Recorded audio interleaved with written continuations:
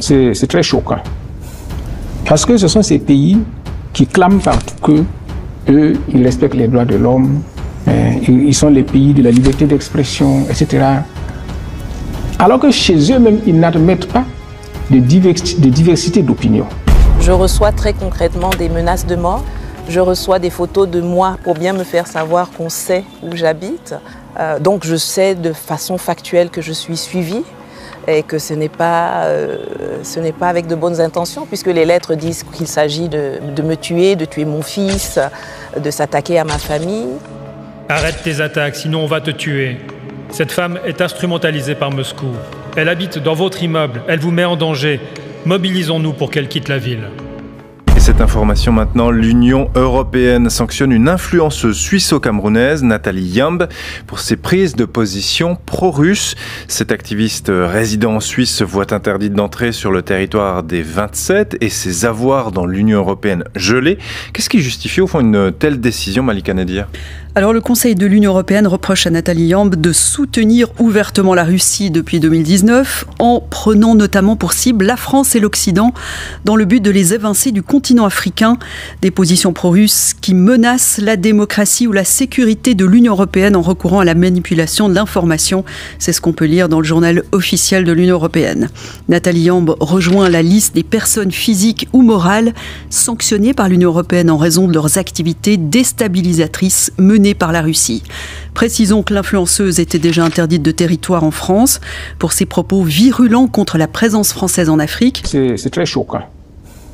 Parce que ce sont ces pays qui clament partout qu'eux, ils respectent les droits de l'homme, ils sont les pays de la liberté d'expression, etc.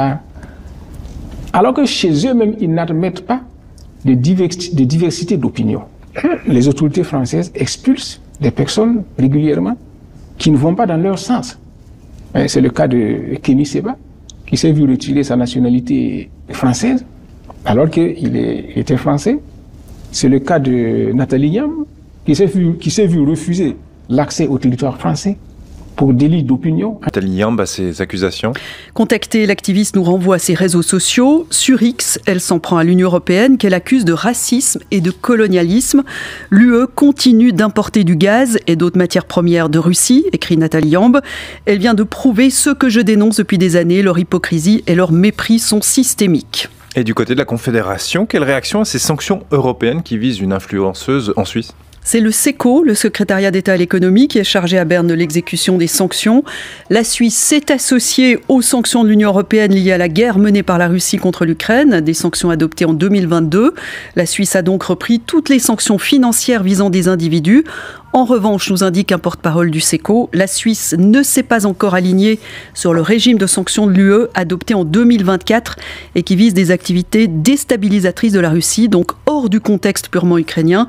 C'est ce régime de sanctions qui concerne le cas de Nathalie Yamb, cas sur lequel le SECO ne se prononce pas davantage. Merci Malika Nadir. Septembre 2022, premier coup de semonce, sa banque ferme ses comptes.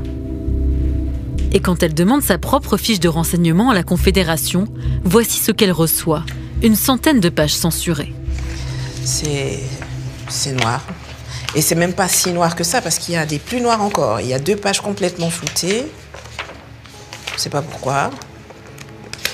Ils avaient envie de finir l'encre noire du ministère.